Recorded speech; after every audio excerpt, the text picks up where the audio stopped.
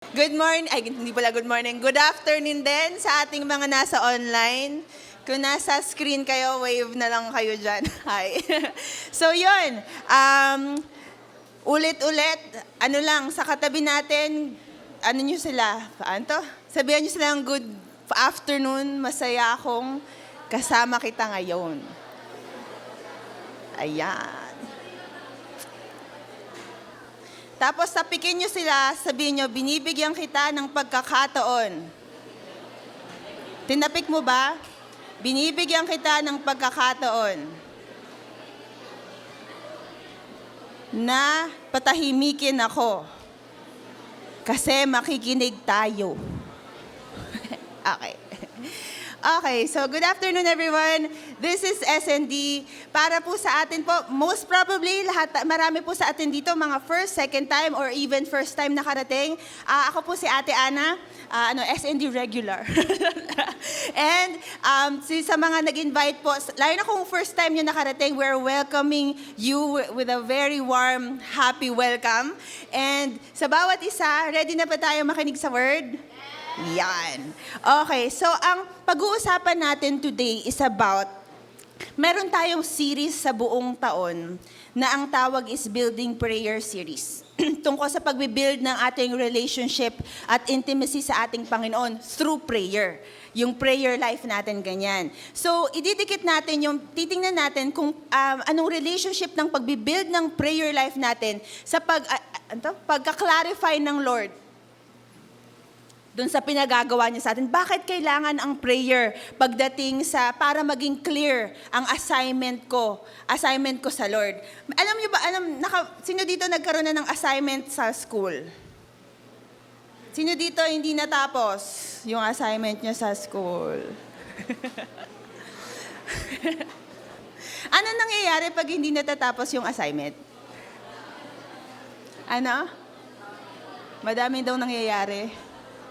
May nakakapasa naman. Pero 'di ba usually basta meron kang uncompleted things na kailangan mong gawin, meron yung parang may consequences sa iyo 'yon. Kumbaga assignment sa school, syempre hindi mo expect yung teacher mo sabing, "Wow, ang galing mo naman. Hindi ka gumawa ng assignment mo." Walang ganoon, 'di ba? So, pag-uusapan natin ngayon yung assignment, pero yung assignment natin kay Lord. Para makita natin paano natin gagawin, and lalo na kung malabo ito, ika-clarify natin ano ba to. So sa 2 Peter 1:10, sabi dyan, "Therefore, my brothers and sisters, make every effort to confirm your calling." Ibang word ng calling, mamaya pag-usapan natin, calling is equal to your assignment and election. "For if you do these things, you will never stumble." Sa The Message version, sabi lang dyan, "So friends, confirm God's invitation to you.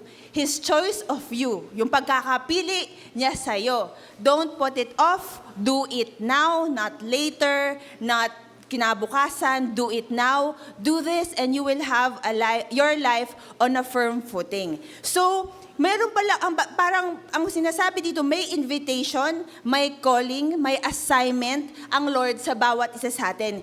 Pwede hindi siya lang general assignment para sa ating lahat. It is a specific assignment for every single one of us. Merong isang sabi, meron daw 2 great moments sa buhay ng tao. Unang-una, the moment you were born. Pangalawa, the moment you discover why. So, alam ko, iba-iba tayo ng storya ng kapanganakan. Merong mga hindi agad-agad nating alam kung bakit tayo pinanganak. Pero since we know now and we can agree that si Lord ang naglagay dito sa lupa sa atin and He rejoices for you, isang napakalaking moment na pinanganak ka. Pero that's just the first thing. The moment, bakit ba? Yun. So, the second greatest moment is pag na-discover mo na bakit ka pinanganak. Do you know why you're born? Alam nyo ba, yung specific reason why ka nag-e-exist. Yung reason bakit ka linagay ni Lord sa mundo. Of course, may magulang tayo, may nanay at tatay tayo. Pero the fact na pinanganak ka is because parang sabi ni Lord, kailangan parang dinalagay kita sa mundo. So do we know yung why we're existing? Pag hindi natin kasi alam why, nandun na pinanganak ka pero existing ka lang. Parang wala lang. Tapos pwede kang kung ano na lang gusto gawin mo sa buhay mo kasi hindi mo nga alam. So when you discover your why, yun ang yung assignment. That is God's given assignment sa'yo. Yun yung calling mo. Yun yung invitation ng Lord para sa special task na binigay niya para sa'yo. So, di ba, nung tinanggap natin si Jesus Christ bilang Lord at Savior ng buhay natin, yung Spirit na na-receive natin, very personal, yung Holy Spirit na tinanggap natin, yung relationship natin sa Lord, ganyan, it's very personal. Hindi siya yung panglahat lang, yung parang kumbaga, hindi ka nakikita. Sa Luke 12:6-7, sabi nga doon, are not 5 sparrows sold for 2 pennies, yet not one of them is forgotten by God. Sparrows, at sa Tagalog ng sparrows, Maya. Akita din na naman kayo ng Maya, no? Lahat ng, yung Philippine, ba natin yun? Hindi, eagle ba tayo? Sige, basta Maya. So, sabi niya, yet not one of them is forgotten by God. Sa verse 7, sabi, indeed, the very hairs of your head are all numbered. Don't be afraid, you are worth more than many sparrows. Yung Maya daw, iba-iba yung family niyan sa across the world. Pero meron daw 1.6 billion na Maya sa mundo. Yun daw ang pinaka-most common bird sa buong mundo, kumbaga. Di ba yun yung mga, ewan ko kung nung bata kayo, meron mga little boys na tinitira. Mga Gen Z na, alam nyo ba yun, yung ginaganon? Puro kayo iPad. Baka mga iPad generation na kayo. Yung tinitirador, tapos yung mga ganon, tapos yung mga pellet gun, ewan ko ba kung yon. Usually, pag ibon na igagano natin, Maya yon. So, bawat isang napapatay natin, kunwari shoot ng batang Maya, alam ni Lord, ay, may namatay na Maya sa mundo. Parang ganon. Kasi sabi doon, di ba, kahit yet not one of them, na kahit isang Maya, walang na-forget, walang nakakalimutan si Lord. Bilang niya lahat. Yon. Pero ano sabi? Sabi niya, ikaw, hindi ba mas importante ka dun sa Maya? At sabi pa dun, the very hairs of your head are all numbered. Kunwari, pag nagfo-falling hair ka tayong mga kababaihan, alam niya, parang the second na nawala yung 10 buhok mo, recorded na niya kung gaano karami na lang yung buhok mo dyan. So, yung ganon, parang ganon ka personal. Kunwari, ang Maya, 1.6 billion in the world. Ang human population at the moment, 8.3 billion. Minsan, pag-iisipin mo yan, parang nandun na parang kang nakaka-feel na insignificant naman ako, marami naman sila, nandito naman ako. Parang, sino ba ako para sabihin ni Lord na ganyan-ganyan? Maraming pwedeng sabihin parang ganun na argument sa harap ng Diyos. Pero, ibahin natin si Lord. Hindi lang, of course, He calls everybody to Him, but it's very personal. Tinignan ko nga sa Google kanina, kasi kung ngayon, 8.3 billion ang tao sa mundo, 150 million yata ang Pilipino, ganyan. Tapos tinignan ko, of all time ba? Kasi ang dami nang namatay, simula nung, sabi natin, 5,000 years old na, let's say, ang mundo, ganyan. Gaano kadami ang human population of all time, lahat ng mga nabuhay, namatay, ganyan. Ilang population yun? Sabi, approximately 108 to 117 billion ang humans na nabuhay daw sa mundo. Meaning, dun sa 8.3 billion people na nabubuhay ngayon, 6 to 7% lang yun ng human history. Pero anong sabi ng Lord doon? The very hairs of your head are all numbered. Sa lahat ng 8.3 billion ngayon, yung lahat ng 117 billion from way before pa, kung mayroon kang ilang buhok yan, alam niya lahat. What am I saying? Yung Holy Spirit is very personal. It's a lie to think na insignificant naman ako. Marami namang tao. the Spirit we received is very personal. So anong connection nun dun sa tawag ng Lord sa atin, yung assignment ng Lord sa atin? Where do we find yung why ba? Bakit ba ako nabubuhay? Kasi yun ang, pag naintindihan natin na ang God na naglagay sa atin sa lupa, personal pala, sa Kanya din natin makukuha bakit tayo nabubuhay sa mundo. Okay? So sabi, what is a calling? Ano ba yung ano ba yung sinasabing, yung naririnig natin sa Bible? Calling. Pag sinabing calling, yun yung mag-answer why. Where do I find my why? Yung call, yung call, may two alternative words daw yan. Una, para siyang similar to call is invitation or to summon. Invitation parang, di ba pagka yung mga naka-attend ng kasal, yung merong mga RSVP, tapos nandun yung pangalan mo, to Miss Paxson Krivenko, ganyan. Tapos very personalized kasi para siya sa'yo, hindi para sa iba. Ganon. Yun yung call, yun yung parang invitation. Yung yung act daw of formally asking you to appear. Parang tinatawag ka para magkatagpo kayo. Yun yung call. Lahat ng encounters natin kay Lord, nagsa-start dun sa call. Dun sa invitation ni Lord. Kaya nga sabi ng Lord, you did not choose me, but I chose you. Siya ang lumapit sa'yo at nagpahayag na andito ako, sumama ka sa akin. Ganyan. So, yun yung, di ba, si Peter, paano ba siya tinawag ng Diyos? Ni Jesus Christ. Nag-go about lang siya sa business niya bilang fisherman, tapos biglang, pagkatapos nun, lumapit si Jesus sa kanya, sabi, come, I will make you fishers of man. Yun yung call. Ang bawat isa sa atin, may kailangang makita na hindi siya general call, it's a personal, specific na tawag or invitation sa inyo.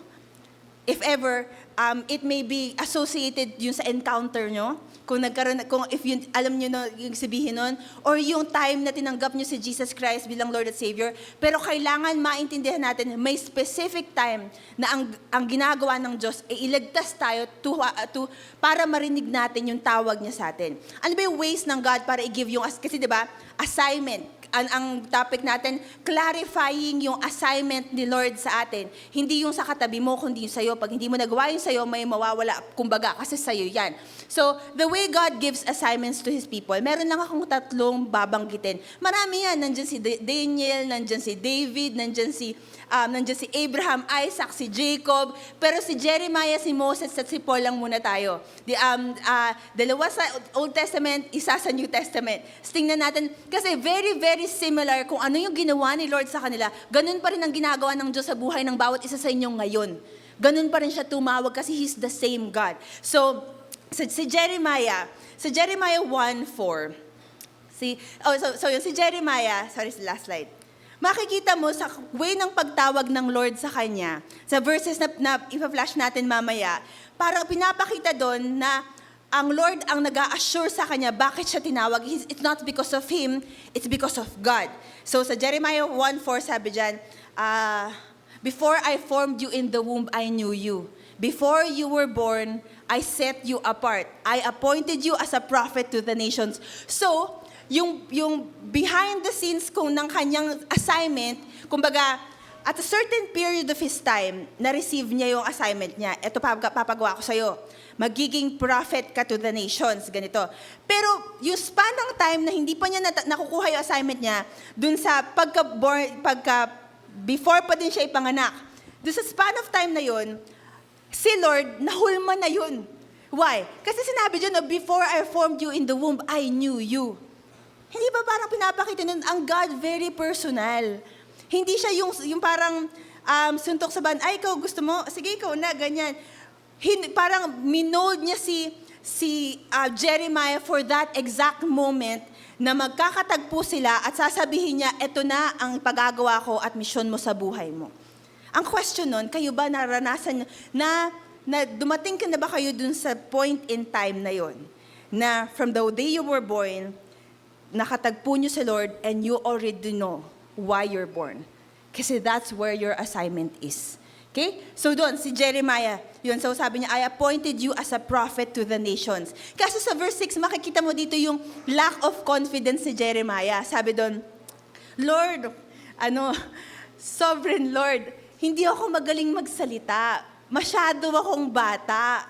Parang paano nyo gagawin niyo sa akin? Kasi lalo na ang sabi ng Lord sa kanya, prophet to the nations, malaking malaki. So parang by default, nung pinesent ng God yung assignment niya ni Jeremiah, siyempre mapapaisip si Jeremiah, paano ko ba ito gagawin? Kasi ito lang ako, ganyan. Ako lang to, ganon. So, parang, Lord, paano ba? Paano ko gagawin to, Lord? Parang hindi ko kaya. Which is very normal pala yun sa ating mga tao. To think, kasi ang unang isipin mo, ikaw. Ikaw kasi yung tinawag. So, paano ko ba ito magagawa? Pero notice what God is saying here. Sabi doon, but the Lord said to me, huwag mong sabihin that you are too young. You must go to everyone I send you to say whatever I command to you. Mamaya, pag-uusapan natin, hindi sinabi ng Lord na, hindi okay lang yan, kaya mo yan. Walang sinabi si Lord na ganun. Ang sabi lang niya, hindi rason yung state ng pagkatao mo to do your assignment. That's one thing that we need to be clear. That's one thing that needs to be clear sa atin. Hindi nakasalalay sa pagkatao natin. Present pagkatao natin yung assignment na ibibigay ng Lord sa inyo. Okay? Malinaw yan? Encouraging ba yun? Kasi sabihin, hindi tungkol sa atin. Although, from parang saktong-saktong kung anong linagay ng Lord sa'yo, gagamitin niya yan para sa assignment mo. So, yung power that comes from, yung power para magawa yung assignment mo, comes from God. Hindi galing sa'yo. Pero yung personality mo, yung pinagdaanan mo, yung magulang mo, yung DNA mo, yung mga struggles mo na pagtagumpayan, everything will gagamitin ng Diyos yan for your specific task. So, number 2, si Moses. Si Moses,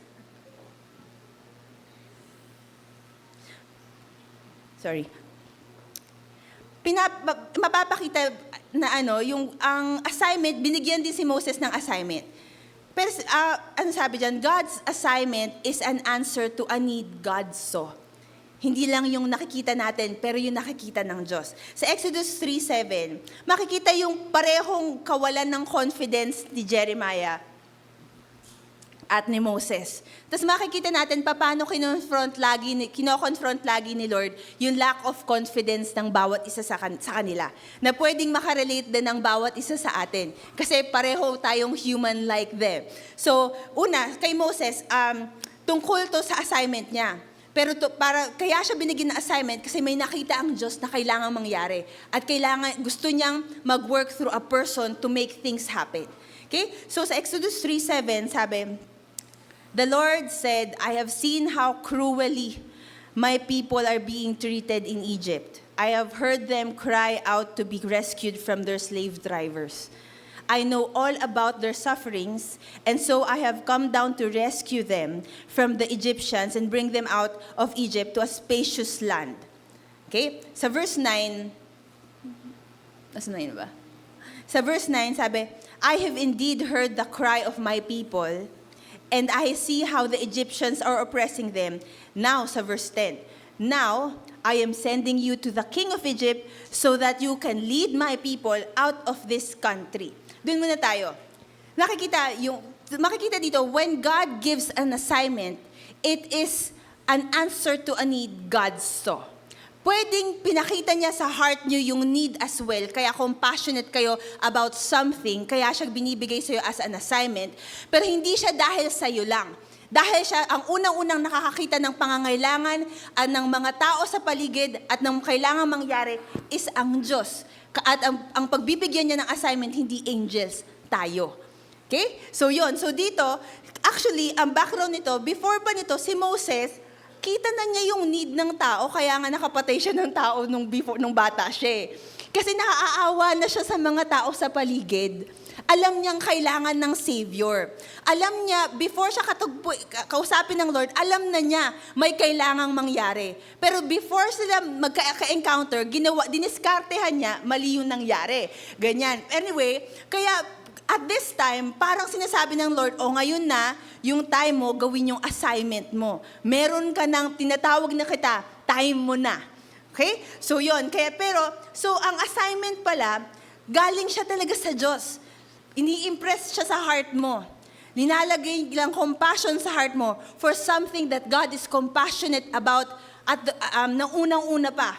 Kumbaga, okay? So, yon. So, pero tingnan natin sa,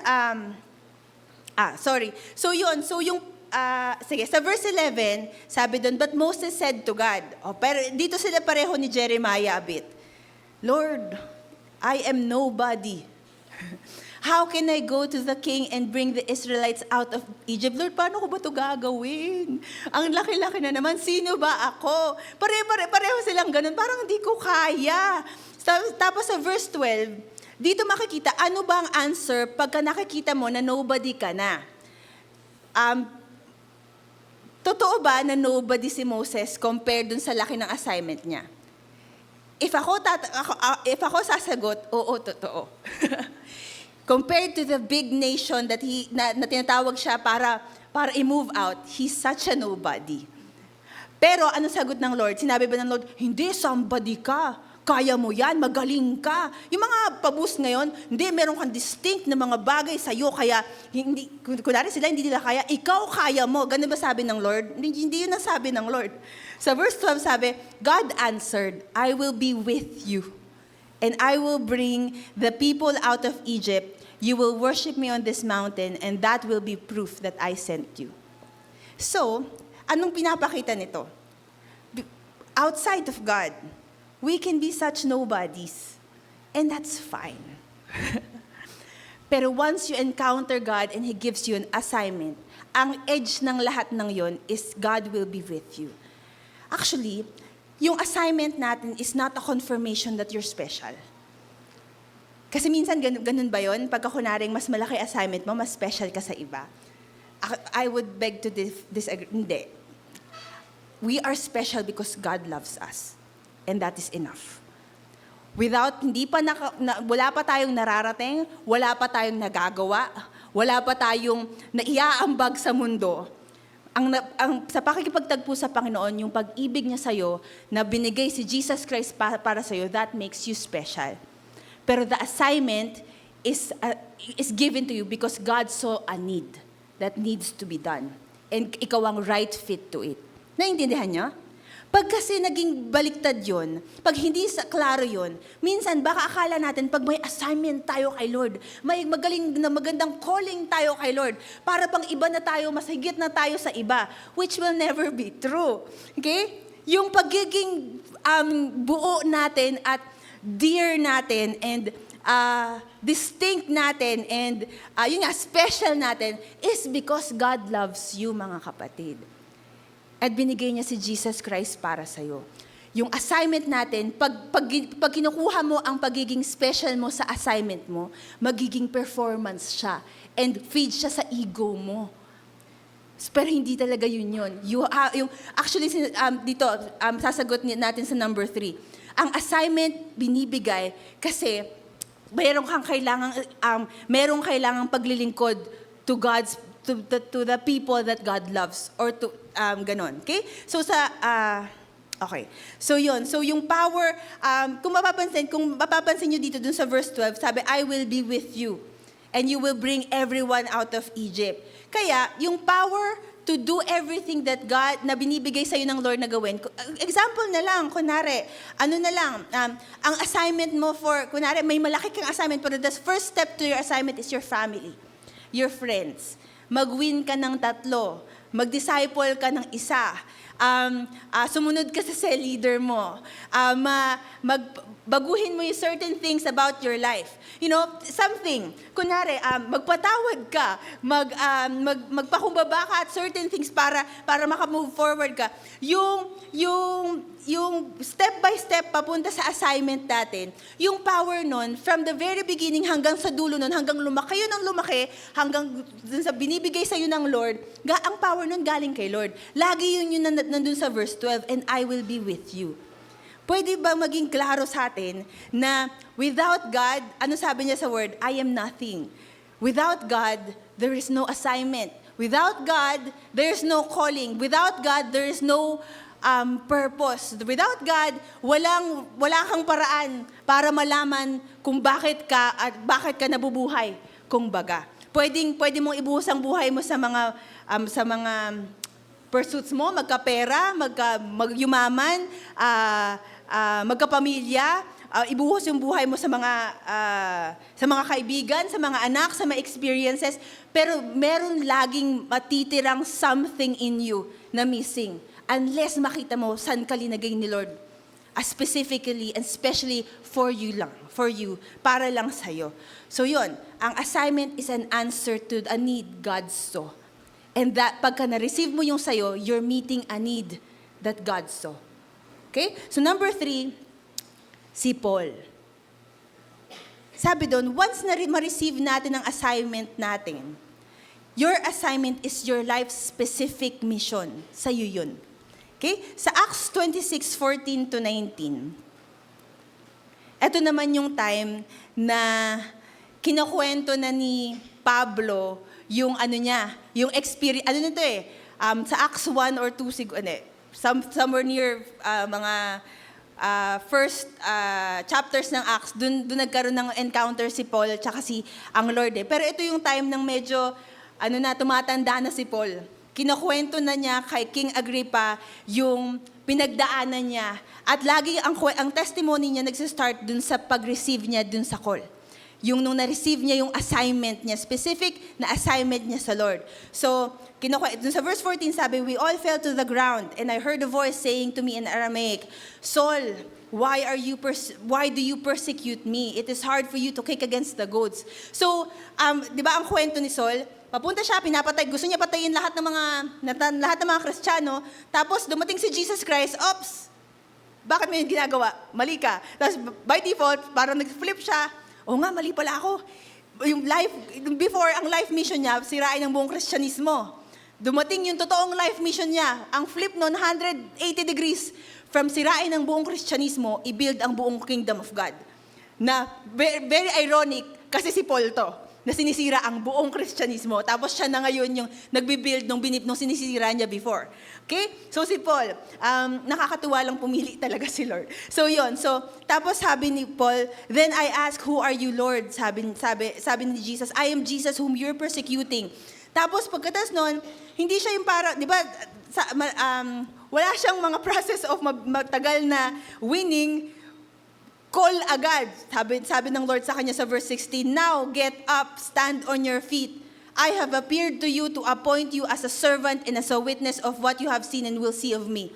Tapos anong agad na linagay niya? Ang linagay sa kanya, I will rescue you from your own people. I am sending you to them to open their eyes and turn them from darkness to light, from the power of Satan to God, so that they may receive forgiveness and in a place among those who are sanctified by faith in me. Pagkatapos ng encounter niya kay Lord, na-receive niya agad yung life's mission niya. Ito na ang gagawin mo simula ngayon. Kumbaga, nung linigtas siya ni Lord, nung sinave siya ni Lord, by default, pagkaligtas, calling agad. Yung gagawin mo agad para sa Kanya kasi yun na ang gagawin mo for the rest of your life. Yun na ang naglalagay sa'yo why you're living, why you're doing everything, and naglalagay ng yung parang pumupuno, kumbaga, sa buhay mo. So all throughout Paul's life, sa lahat ng narating niya, siya ang, di ba, si Paul, siya yung nag-mission, siya yung unang-una na misyonaryo sa kabuuan ng Asia Minor, ng everything outside Israel. Si Paul lahat yon. Pero pagdating sa assignment, ito assignment niya. Ito lang ang assignment niya. Paulit-ulit, yun lang ang ginagawa niya. Nang lumaki assignment niya kasi pinagtapatan niya yung simpleng assignment. I have called you, I'm sending you to open their eyes, turn them from darkness to light, from the power of Satan to God, so that they may receive forgiveness. The assignment is not complicated, mga kapatid. If we realize that it's as simple and you do it, parang iikot ka lang dun. Susundin mo lang yung pinaka-core na pinagagawa ni Lord sa'yo. Yan yung palaki ng palaki, pa-level up ng pa-level up, pero the assignment stays the same and it will be your life-specific mission. Malinaw? Masaya pa kayo? Okay. So, yon. So, ang assignment or ang calling, stick ako sa assignment kasi ang title natin, Clarifying God's Assignment. So, your assignment is God's tailor-made life for you. Kumbaga, ano ba tawag doon? Yung pag pinagagawa, RTO, hindi ba ready to wear? Hindi pala yun. Yung pinagagawa na para sa'yo lang. Yung fit sa'yo, customized, yan. Yung mga customized na sa'yo lang. Pagka yung katabi mo o kaya yung mga friend mo, hindi sila, pag tinatry nilang i-fit sa kanila, masikip o maluwag, maikli, mahaba, hindi bagay yung kulay, ganon. Ang assignment natin is tailor-made for us. Yung akin, hindi ko ibibigay sa inyo. Yung inyo, wala akong pangarap kunin. Ganon. Yung ganon, sa inyong ganon niya. Ganon. So, ano yun? Parang, alam nyo, pag na-realize natin, ang assignment at call pala ng Lord is specifically for me, hindi na ako magko-compare sa iba. Kasi yung iba sa Kanya yon. Actually, kaya sa Bible, merong isang time na nung paakyat na si Jesus sa langit, tapos sabi ni Peter yata sa Kanya, Lord, paano naman si John? Ganyan. Parang, ano naman gagawin niya? Tapos ang sabi ng Lord sa Kanya, ano naman sa'yo? Parang, di ba, ano ang sabi ng Lord sa Kanya? Ano naman sa'yo? Anong business mo, alamin yun sa Kanya, sa Kanya yon. Ganun din sa atin. Ang pagtuunan natin, malaman kung anong para sa'yo. Great Commission ba yan? Lahat tayo Great Commission, pero anong specifically para sa'yo? Sinong mga tao ang mai-impact ng buhay mo? Anong mga talent ang gagamitin mo para maka-impact ng iba? Anong mga bagay na passionate ka about na gagamitin mo para maka-touch ng mga at maka-build ng kingdom ba ng Lord and so on. So yun, it's tailor-made for you. So, pwede mo bang sabihin sa katabi mo, hindi na ako magko-compare sa'yo? Sabihin mo sa kabila, sabihin mo, hindi na ako maiinggit sa'yo. O sabihin mo naman doon sa kabila, sabihin mo, huwag ka na din mainggit sa akin. Charot lang. Kasi di ba minsan mga kapatid, mga kids kong minamahal, minsan nakikita natin yung ibang tao, lalo na pag yung mga ibang tao, tapos parang ikaw, ay buti pa siya, yung ginagawa niya, eme-eme, ganyan. Tapos ang dami niyang ano kay Lord, tapos ako, tapos magsi-self-pity ka na, tapos down spiral na yun. Did you know that you don't need, and that's very unnecessary for your life? Parang nami-miss out mo yung para sa'yo, kaka-compare mo sa iba. Ganun lagi yun. You will miss out what is yours if you're always looking at someone else's calling. Don't do that. I do that before, I don't do it now. I enjoy mine.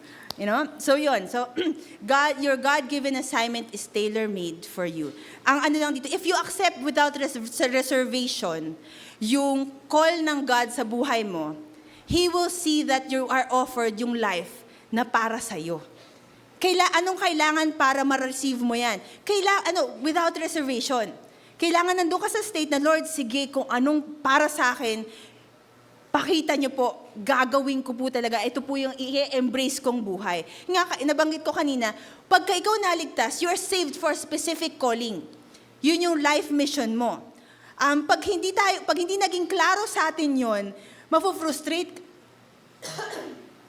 Tapos chase ng tawag ng iba, gawa ng ibang church. You know, yung parang gawa ng ibang denomination. At parang sila ganito, ako din, yung ganon. You lose yours. Yung parang you lose yourself, you lose your talent. Kasi parang kang ikot-ikot sa kung sino-sino. Ganyan-ganyan, kung ano-ano. Ang mangyayari, ikot ka sa frustration tsaka unfulfillment. Pero, the only way maalis ka sa unfulfillment at frustration, you enter what's specifically yours. Okay? Yung hindi para sa'yo, wag mo na ipilit. Pwede ba yun? Pag hindi para sa'yo, wag mo ipilit. Yung para sa'yo, bigay yan ni Lord sa'yo. Iba yung, baka iba yung iniisip nyo, iba yun. Okay? Yun, calling tayo guys, calling. So, yun. So, pwede kasing pagka hindi ito naging klaro sa atin, we will find ourselves missing everything of our why. di mo alam kung bakit ka nabubuhay, ginagawa mo lang lahat, pupunta ka pa rin ng langit, pero there will always be a sense of unfulfillment in you. Until you receive your assignment. Sabi ni Derek Prince, si Derek Prince, kaya yung turo sa Blood of Jesus, siya yung nag-start ulit open nun, itong 19th century. So yun, sabi niya, siya kasi, professor siya sa Cambridge College, I think. Tapos, matalino siyang tao, ganito, ino-offeran siya ng job as a professor dun sa magandang university sa England. Pero lahat, tinanggihan niya, kumbaga. Tapos sabi niya, this life is tailor-made for me. Sumagot siya sa tawag ng Lord, tapos talaga nagtuturo ng Bible teacher siya, at inimpak niya hindi na lang natin alam na ang daming turo sa church ngayon na galing sa mga revelation kay Derek Prince. Yun na lang. So sabi niya dito, this life is tailor-made for me. I would be a misfit anywhere else. Kumbaga, kung ilalagay ko yung sarili ko, kunwari, dun sa pagiging professor, misfit ako, hindi ako perfect fit dun. Ipipilit ko yun, parang hindi ko magiging fully fulfilled doon. So sabi niya, this life is tailor-made for me. I would be a misfit anywhere else. But in order to find that life that I have, first and foremost, I had to lose the other life. Binitawan niya yung lahat ng opportunities niya kasi alam niya kung saan siya para. Di ba kunwari, ang calling parang pag-aasawa. Pag nag-asawa ka na, hindi ka na pwedeng mag-asawa ng iba. Di ba? Kunwari, hindi mo pwedeng sabihin na everything is yes in Christ. So maglilimang asawa ko. Kasi yes in Christ. Yes sa'yo, yes sa'yo, yes sa'yo, yes sa lahat. Kasi okay pala, fit tayo lahat. That is not how it's done. Ang tawag sa Panginoon, it's isa lang. And you will willingly have to lose everything else for that. Biblical ba yun? Ano sabi sa Matthew 16:25? Sabi, for whoever would save his life will lose it. But whoever loses his life for my sake will find it. That's the only way to your assignment. Pagka lagi tayong ine-embrace lahat, kunwari, pag gusto nating assignment ko at mundo, yung gusto ko, alam mo yun, gusto mo, kinukuha mo lahat. Lahat ng opportunities, thank you Lord. Tapos kinukuha mo lahat ng opportunities, ganyan. Hindi mo sinusuri. Support, ano ba to? Pang-calling ko ba to? Ganito. Ano to? What I think is, eventually, you will lose your assignment along the way. This calls for discernment, kaya kailangan mapanalanginin tayo. Kasi in order for your calling to be clarified, you have to be prayerful. Kasi tatanong mo kay Lord, Lord, sa'yo ba ito galing? In line ba to sa tawag mo sa akin? Kasi kung hindi, it might be a good thing, but it is not from God. Not all good things are from God, mga kapatid. Pero yun nga, kailangan aware tayo doon. So yun, once pagka in-accept nga natin ng walang reservation ang tawag ng Diyos sa atin, makikita mo, para magiging klaro sa iyo yung tailor-made life para sa iyo. Tapos nakakalaya yon, hindi mo na yung parang you will be happy for everybody else kasi yung sayo, and you belong there.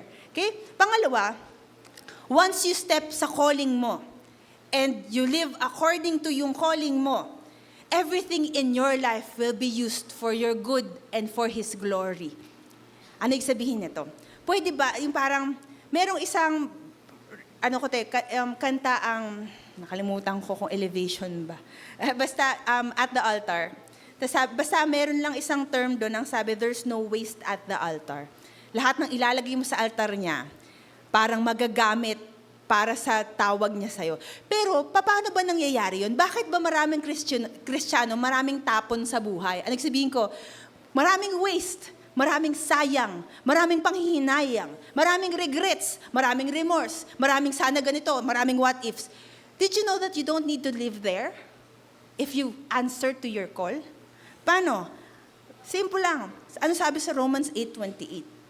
And we know that in all things, Sabihin nyo nga, all things.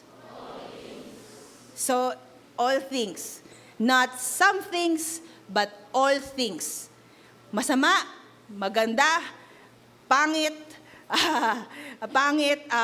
tragic, incomplete sa'yo, everything, all things. God works together for the good of those, merong exclusive na sinasabi, for those who love Him. Mahal ba natin si Lord? Okay. For those who love Him, pero may sinasabing next, and those who have been called according to His purpose. May tapon pag wala ka sa calling mo. Maraming panghihinayang when you don't find yourself in the specific place God called you to be. Pero once you get in where God has called you to be, si Moses naging mamamatay tao, pero naging God's friend sa huli. Si David meron siyang mga misfortunes along the way ng buhay niya. Pero dahil doon si Solomon ang nag-build ng next temple. You know, may tapon? Wala. Because they're living in the calling. I'm not saying, sige, magkasala tayo kasi may calling ako, ganyan. So, hindi ganon. Pero when you live in your calling as you love God, walang tapon sa buhay. Gusto niyo ba ganon? Okay. So, meron ba kayong regrets? Meron kayong mga panghihinayang? Meron kayong mga what ifs? Meron kayong mga na-miss na mga opportunities before? Pasok kayo sa calling nyo. Eventually, you will see God working out and using that for your good and for His glory. That will be your testimony, laging testimony, until you become a person na unashamed of every part of your life. Because lahat ginamit para sa tawag ng Diyos sa inyo. Malinaw? Gusto niyo yung ganong buhay? Okay. So yun. So yun nga lang sinasabi. Ang sabi sa verse, exclusively for those who love Him and are called according to His purpose. Okay? So, tayo talaga testimony in the making. Pero pasukin natin yung pinagagawa ng Diyos sa atin para walang tapon sa buhay natin. Okay? Meron lang akong apat na ibibigay sa iyo na way para maka-step into yung tawag ng Diyos sa atin. Kasi minsan, magsa-start yun na blurry talaga. Pero habang lumalakad ka dyan, dun siya nagiging nagiging clearer and clearer, kumbaga. So, yung apat na yun, some ways ng kailangan nating step sa buhay natin para tawag ng Diyos ang specifically linalakaran natin. Unang-una, kailangan ready tayo to live our own ways. Yung sarili mong pamamaraan ng buhay. Sarili mong paraan kung paano i-achieve ang pangarap mo, ang gusto mo mangyari, mga diskarte mo, ganyan. Kaya sa Isaiah 55:8-9, ang sabi ng Lord doon, as the heavens are higher than the earth, so are my ways higher than yours. Kailangan can I just invite everybody with a mentality na, pwede bang tanggapin natin na mas magaling si Lord sa atin? And dahil doon, okay na kung bitawan na natin yung pamamaraan natin para si Lord na lang ang masunod. Pero kailangan makaging klaro, His ways are higher, and since His ways is higher, His ways is better. So, since His ways is better, I will drop mine. Okay? Pag nag-a-agree kayo dito, pero pinipilit pa rin natin yung pamamaraan natin, sinasabi ng actions natin na, Lord, yung way ko ang better. And hindi ganon. Okay? May isang preacher sabi, the key to success as you seek and fulfill your calling is to learn to not depend on yourself. To stop depending on yourself. Sabi pa niya doon, you are not dependable. Minsan, masakit yung sa ego mo. Pero pag Kristiyano ka, kailangan tanggapin mo at nakakalaya na malaman na you are not dependable. Parang hindi to parang kasi pag ano bang tawag doon yung mga motivational speaking, baka binash nyo na ako pag sinabi kong you are not dependable. Parang sino ka ba? Ganito. Pero why am I saying this? Kasi may Holy Spirit who is more dependable than us. Na pag tinanggap natin na we are not dependable and we are mahina tayo, magra-rise ang Holy Spirit to take His place in our lives and ililid tayo kung saan pinaka-best para sa atin. Pero you have to drop your parang hindi ikaw ang masusunod, kumbaga. Sabi pa niya, the most important lesson you can learn in Christian life is how to maintain a moment-by-moment dependence on the Holy Spirit. Hanggat dependent ka sa sarili mo, hindi ka magiging dependent sa Holy Spirit. And the younger you realize and learn this, the greater yung magagawa mo sa tawag ng Diyos sa buhay mo. Okay? So, live your own ways. Pangalawa, live by your spiritual man. Medyo recently, babanggit ko lagi to. Last week nabanggit ko yata to. Ano ka? Spirit in a mortal body. Hindi ka mortal body with the spirit. Anong sabihin nun? Yung totoong buhay at sarili mo, andito sa loob. Yun ang may relasyon sa Diyos. And yun yung totoong buhay mo. Yun nga lang, at this time, nakatira tayo sa mundo, kailangan nating kumain, kailangan nating matulog, kailangan nating magpalakas, kailangan nyo mag-exercise, and so on. Pero you are a spirit man in a mortal body because God's Spirit is in you. Kaya sa John 16:13 sabi lang doon, the Spirit of truth, when He comes, He will guide you into all truth. Ang makikiconnect sa Holy Spirit sa inyo is yung loob, yung spirit man, yung iniwan hindi mo iniiwan yung sarili mo para ano ka lang, a false humility na Christian na wala na akong sarili, wala akong gusto, wala akong gagawin, wala lahat, walang ganon. Okay? Hindi ganon. Yung kaya natin iniiwan yung ating sarili kasi meron tayong buhay na ipamumuhay na kasama si Lord, yung Spirit, na spiritual man sa loob, na may ibang gusto, may ibang pamamaraan, may ibang pamumuhay, may calling. Malinaw yon. Pag masyado malalim, magtaas kayong kamay. So yon. So, yung spiritual man natin, ang lalagyan niya ng Holy Spirit, yung desire mo, yung calling mo, yung gugustuhin mo, yung hindi mo gugustuhin, yung aalisin mo, sa loob yun. Sa loob niya ilalagay lahat ng yon. Sabi rin si Derek Prince din, sabi niya, there is no substitute in the whole universe for the Holy Spirit. He is absolutely unique. He can do what no other person and power can do. He can fulfill your assignment.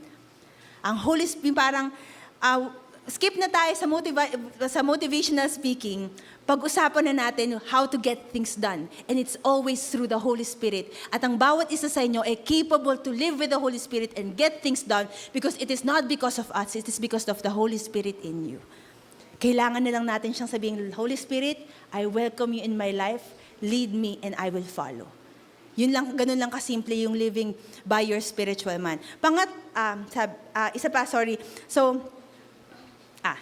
Pangatlo, embrace the humble life. Anin ko lang, sabi dun sa yun. So, minsan, kaya natin hindi naririnig ang Holy Spirit at maraming confusion kasi marami tayong noise. Kaya sabi dyan, hush and stop listening to the noise. Ano ba yung noise ng buhay mo? Baka naman nagdo-doom scrolling tayo. Kaya tapos magugulat tayo, bakit ba ako hindi kinakausap ng Holy Spirit? Isang swipe mo, Iran. Pangalawang swipe mo, may sumasayaw. Pangatlong swipe mo, hanap ko beat. O, ganon. Tapos sasabihin mo, Holy Spirit, kausapin mo ako. Tapos biglang hanap ko ang beat ulit, tapos Iran ulit. Tapos may shortage sa energy. Ang gulong-gulo ng isip ko, ganyan, bakit ako ang gulo-gulo ko? Ganon, bakit?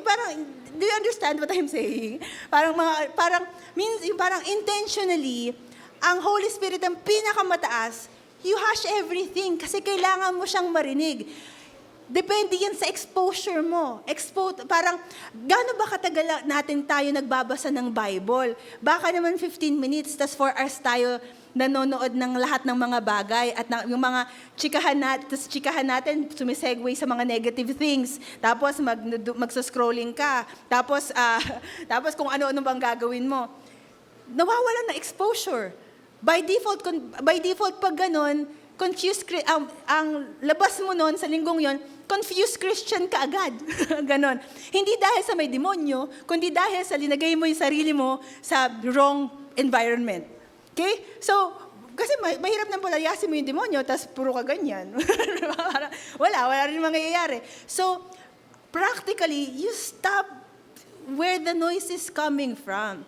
Kung hindi suportado ng tawag mo, kung hindi man mo zero exposure sa life mo, 5 minutes lang. Kaya minsan po, kung mapapansin niyo, madalas akong biglang wala, parang siguro 10 beses ako mag-delete ng IG per week. Talaga nagdi-delete ako ng lahat kasi ingay. Parang naiingayan ako sa lahat ng comedy na nakikita ko. Lalo na pag ang feed ko naman puro comedy lang masaya lang. Sa akin masaya na ako dun Parang lahat ng comedians na gusto ko, lahat ng anime na, basta lalabas lang lahat yun, masaya na ako. Tapos magugulat ako, bakit ang gulo ko na? Delete IG, delete TikTok, delete lahat. Gusto ko kay Lord. Ganon. Expose your mind to the truth.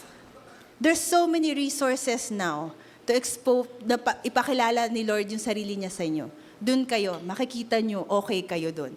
You live by your spiritual man.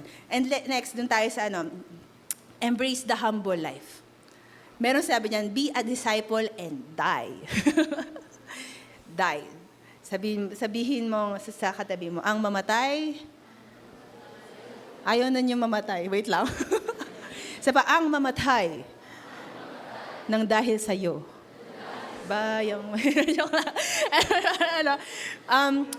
Be a disciple and die. Pag tayo papasok sa tawag ng Diyos sa atin, it requires you to die.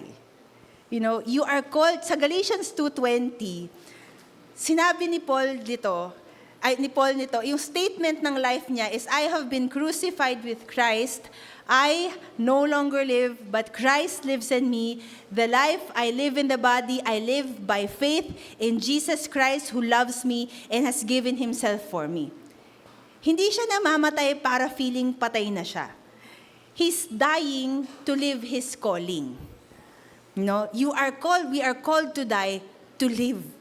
You are called to die to live dun sa specific na tawag ng Diyos, not just to die altogether. Kasi minsan, katulad ko, nung bata ako, di rin na-recite ko yan, declaration yan ng araw-araw kong panalangin Pero wala naman akong pinamumuhay. Masaya pa rin, parang ganun lang. Parang aalisin ko lahat, aalisin ko lahat ng gusto ko, papahirapan ko sarili ko, yung mga ganyan. Hindi kasi ganun yun.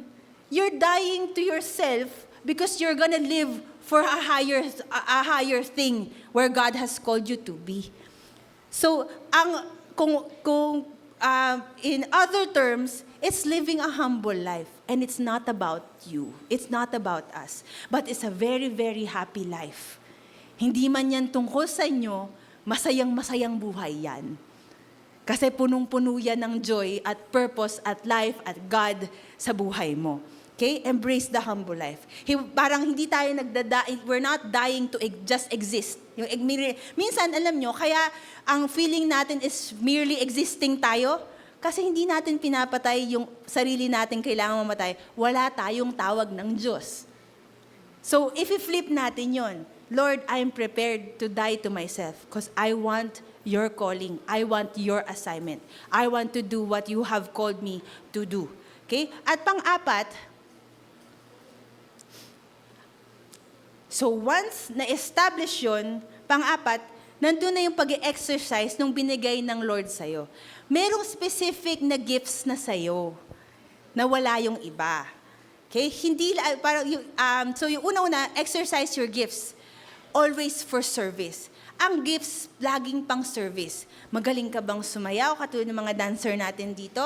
Magaling ka bang worshipper ba ang heart mo, tas maganda rin ang boses mo? Minsan po pag hindi, kunwari worshipper ka, pero hindi po maganda ang boses natin, worshipper tayo dyan. Parang ganun lang, okay? Lahat naman tayo worshipper. Pero yun, yung worshipper ka ba, tapos nabigyan ka ng gifts sa pagiging leader at pagkanta, o pwede tayong mag-minister through that. Pero at the same, mahal mo ba ang tao? Lahat tayo tinawag doon, mag-Great Commission ka. Kasi, di mo, mahal mo bang pamilya mo? Gift mo yan sa Lord. I-win mo sila sa Lord. Okay? So yun, exercise your gifts. But depend on the anointing for fruit. Paano ka ba magdidepend sa anointing? This is where prayer comes in. Prayer is accessing the presence of God. And the presence of God is your anointing. That is your effectivity to serve. that is your effectivity to serve. Sa 1 Timothy 4:14 sabi doon, do not neglect your gift. Wag yung pag daw kunwari, prepared ka nang gawin ang pinagagawa ng Lord sa'yo, pero mahihain ka, natatakot ka, wala kang confidence, para kang si Moses before siya, na sinasabing, Lord, hindi ko kaya. Lord, hindi ko magawa. Lord, maliit ako. Pero dahil ba sinabi ni Moses na maliit siya at hindi niya kaya, sinabi ni Lord, sige na nga, wag na lang ikaw. Iba na lang tatawagin. Kung hindi ganun sinabi ni Lord, sabi ng Lord, hindi, sasamahan kita. Go. Go. Then push siya labas. O, gawin mo na. That is exercising your gift. Whether you like it or not, whether it makes you afraid or not, whether you feel it or not, you exercise it kasi yun yung nag-fan into flame dun sa pagkakatawag ng Lord sa iyo. Malinaw? Pero paano ka mapangungunahan at magkakaroon ng fruit lahat ng yon? Babalikan ko yung sabi kanina, yung spiritual man, commit to a life of prayer and presence. You pray not to be religious. You pray because you want His presence. You pray because you know that something happens when you access God's presence. You pray because when you, alam mo na once kinonect mo yung sarili mo sa Lord, hindi na ikaw na lang ang kumikilos, si Lord na ang kasama mo. Doon pumapasok yung sinasabi ng Lord na I will be with you. Tapos makakagalaw ka na. Without prayer, the assignment might be clear here, but there is no fruit here sa paggawa. Okay? So, ang clarity ng assignment is when we pray. Ang power to do the assignment is when we continue to pray. Malinaw? So, sa pagtatapos po nating lahat, kanina ginaganon ko si Kuya, hindi niya ako napapansin. Anyway, babalikan ko yung introduction natin. 2 greatest moments in your life, mga kapatid. The first moment is the moment you're born. You're born, God, buong kalangitan ang nagre-rejoice because you were born. Pero pangalawa, the moment you discover why you're born. Do you already know why you're born? Specifically for why you're born. Pwede bang invite ko tayo lahat tumayo. Kasi pag-pray natin to.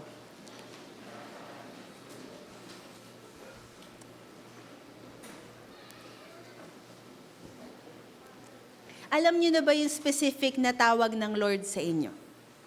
Alam niyo ba na kung saan kayo para? Sino dito yung klaro na sa inyo yun? Okay, nice.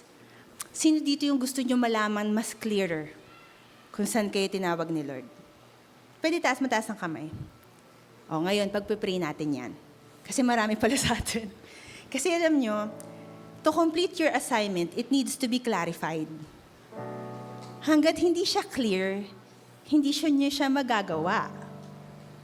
And dun papasok yung ikot-ikot na sabi ng cell leader ko ganito. Sabi nito ganyan. Dito ba ako sa church nito? Parang ayoko na, hindi ko feel today. Dito na lang ako kasi nandito yung friends ko. Ito ba yung course na ititake ko? O yung iba? Ay, na-miss ko yung, parang, meron kang na-miss na opportunity for 10 years now. Hanggang ngayon, lungkot na lungkot ka pa din. Kasi para bang sayang. Kung nangyari, kung tinake ko yun, ganito na ako ngayon. When you know your calling, it will not, hindi na yun magbe-make sense yun. Alam niyo mga kapatid, ako nung bata ako, I can proudly say, alam niyo bang 9 years ako sa college? Kasi ADHD ako. Nag-start ako architecture. I'm not saying I'm proud to say. I'm not ashamed to say it. Kasi parang, hello. 6 years yata ako sa Archi. Tapos at that time, alam kong parang hindi to eh. Ganyan. Pero at the same time, meron pa akong, hindi siya kaya attention span ko, especially at that time. Ganyan. So, nahihirapan talaga ako. At 2 years in, sabi ko kay mama, 5 years na. Kasi nag-6th ako, kasi hindi ko talaga kaya. Sabi ko kay mama, parang iniiyakan ko na talaga sila. Kasi nga, sa household namin, syempre, parang tapusin mo para mag-move ka sa next. Ganun yung sinasabi sa akin. Hindi ko nga, parang nung time na hindi ko magawa. Tapos parang, basta may isang certain time, basta masama na loob ko, tapos iniiyak ko kasi naman. Parang ako, gusto ko kasi na gumawa ng video sa church. Wala bang videos doon? 2006 yun. Hindi nagbi-video-video sa church noon. Parang gano'n. Ano yun? Parang kaka-open up pa lang mga 2 years in ng college ko, kaka-open up lang ng multimedia arts sa CSB. Pero nasa RQ na ako, ilan na ako magagawa. Ganyan. So, tinry ko ganito. Frustrated ako doon. Eventually, hindi ko I would have rather finished it, but I didn't. It's fine. But I didn't. So, eventually, nag-shift ako ng multimedia arts, etc. Tapos, long story short, natapos ko siya. Pero, that took 9 years of my life, which is, parang, for a long time, parang mahiya ako. Meron yung mga nagjo-joke na sa amin na, kunwari, pag nag-struggle sa school, ganyan, sa akin, may sasabihin sa akin na, may nakarating sa akin, sabi niya, ikaw nagsa-struggle sa school? Tingnan mo nga si Ate Ana mo, 9 years nga siya sa school. Parang ako, thank you, ginagamit niyo pa ako, Pero okay lang naman. Pero parang ako, Tapos, after I graduated, so, syempre, nag-assist na ako sa church and everything that, parang, lahat ng ina-applyan ko ba, or at least a few, lahat closed. Parang everything that I tried to get into, everything is closed. Na for the whole 20s of my life, frustrated ako. Ang dami kong frustration sa buhay. Bakit lahat close? Bakit lahat ayaw? Bakit lahat hindi pwede? Basta ganun talaga. Ganyan. Pero, I can sense God already telling me, hindi ka para dyan. Ayoko lang tanggapin. Ayoko. Magaling ako. Kaya ko to. Kaya ko lahat. Basta ganun. Close lahat. So, parang wala talaga. Until, eventually, dinagay ako sa church. Hanggang ngayon, kasi nasa mid-30s na ako, pero in the last 3 years, dun ko na-realize, yung tawag ni Lord nung 16 ako, kasi ang pinaka-verse ng Lord sa akin, kalimutan ko kanino, basta ang sabi niya doon, I will give you the spirit of Elijah and you will be a prophet to the nations. So parang ako, ang ganda. Pero I had 90% closed doors for the first 20 years of my life. Pero nung na-realize ko where God is leading me, parang ako, buti na lang closed lahat. Kasi that is not for me. I can proudly say every failure that I have failed in, yung parang failed kasi nga hindi ako nakapasa sa job. Hindi ako natanggap sa isang inaplayan ko. Konti lang naman yun. Hindi ako pumasa sa RQ.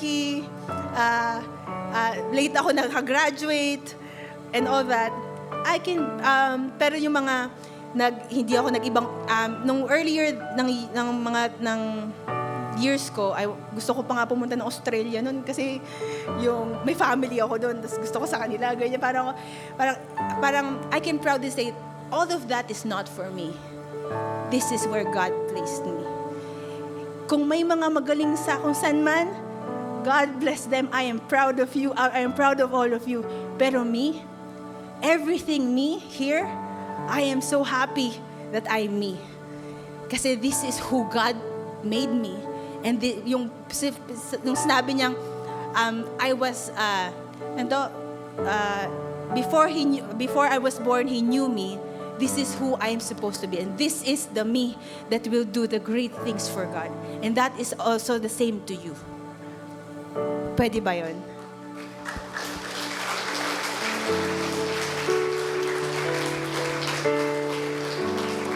Kung gusto niyo ng usapang failures, lalatagan ko kayo. Napakarami. Ganito. Pero para bang sa akin kasi molding lahat yon to the me now.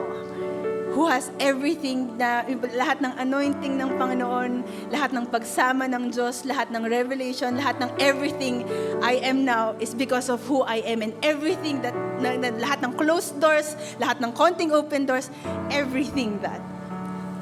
Pero para sa akin, moving forward, now hanggang sa end of my life, focus ako for my assignment. Kung ano lang sabihin ni Lord. Kunwari, hindi yun gusto ng mga iba. I'm sorry. Pero kay Lord kasi ako nakikinig. Kayo din. Yung tawag nyo, galing kay Lord.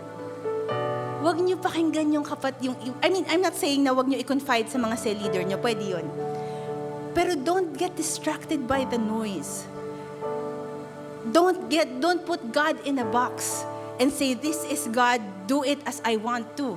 No. Get God out of the box, let Him do whatever He wants in your life, and let Him lead the way, and magugulat kayo.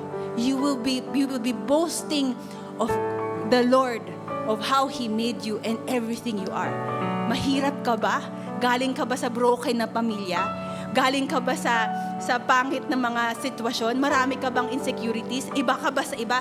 That is totally fine when you realize na specifically as how you are, ganyan ka tinawag ng Panginoon, and it is to fulfill your assignment. Are you ready to receive your assignment, mga kapatid? So this is what we will do. You will pray. I will pray for you, but you will pray. Hinihiling ko na simple lang, sabihin niyo, Lord, binibitawan ko na po ang buhay ko. Kung meron akong mga misconceptions, mga standards na hindi galing sa inyo, mga linagay na sabi kasi ng iba, binibitawan ko po lahat. Pero Lord, can you just show me my assignment for my life? So I give you 3 minutes of your time. Can you all pray? So let's pray for your assignment, mga kapatids. Let's pray for your calling. Sino ang mga maliligtas dahil sa buhay mo? Ilang ilang libong tao ang di-disciple dahil sa iyo.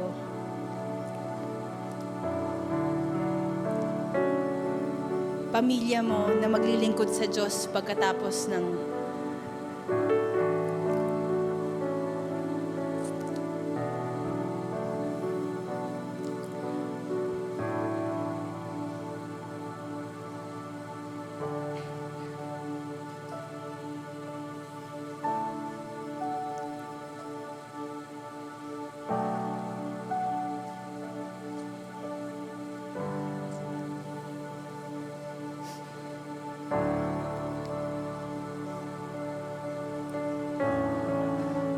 also as these moments, pwede bang bitawan na natin yung mga what-ifs, resentment, insecurities, regret, comparison, and let's declare, sabi ng Panginoon, everything is for the good. Because I love God, and I am called according to His purpose. So, the fears, panghihinayang, sana, what ifs, kawawa naman ako, buti pa sila. We're nailing it all to the cross. Binibitawan namin full lahat ng ganong klaseng pananaw. And we're focusing on my assignment, my calling, my cell group, my ministry, my future in God, my place in God's kingdom. The thing yung portion kong ibabahagi sa pagbibuild ng kingdom niya. Father, we come to you today. We thank you for your word. We thank you po, Panginoon, na you are a very personal God and you have something in mind and something for every one of us, Panginoong Diyos. If we have been missing out, kasi nga, tinitingnan namin yung iba, yung nakaraan, yung sarili namin at mga pagkukulang namin. We're throwing that out, everything, lahat yon, Panginoon, sa pangalan ni Jesus. And right now po, Ama, we're praying for that empowerment ng pagfo-focus sa pinagagawa at assignment nyo sa amin po, Panginoong Diyos. Maging klaro to sa bawat isa. If some of us po, Ama, blurry yun, may this be a start of that time po, Ama, na maging path towards clarifying po, Panginoon, yung pagkakatawag niyo sa amin po, Ama. And para po mangyari yun, Lord God, we're praying for a spirit of prayer sa bawat isa. If we have been independent of you po, Panginoon, kung dumidiskarte kami sa buhay, kung ginagawa lang namin yung gusto namin, kung paikot-ikot lang kami sa sarili naming mga rason, winawasak po namin yun, Lord God, and we're renewing dependence po, Panginoon, sa inyo. And Lord, patuloy po, yung pong declaration na dying, yung parang we are crucified in Christ. We no longer live, but Christ lives in us. The life we live by faith is for yung assignment po, Panginoon, na specifically binigay niyo na po sa amin. Lahat ng double-mindedness, lahat po, Panginoon, ng double vision right now, mawasak po, Panginoon, sa pangalan ni Jesus. And Lord, dalhin niyo po kami to fix our eyes po, Panginoon, sa inyo at sa leading niyo po sa buhay ng bawat isa. I'm declaring, Lord God, that these young people today, Father God, will fulfill po, Panginoon, yung pinagagawa niyo po sa kanila. I am declaring, Father God, for clarifying, Lord, yung assignment ng bawat isa. I'm declaring, Lord God, that makikita ng bawat isa and may they find themselves belonging to you and to the specific task that you have given them, Panginoon. And I am declaring, Lord, freedom, Lord God, from all confusion, from all depression, from all discouragement from before po, Panginoon. And may we live free people po, Panginoon, doing everything that you have called us to be. In Jesus' name, amen. Okay, sige.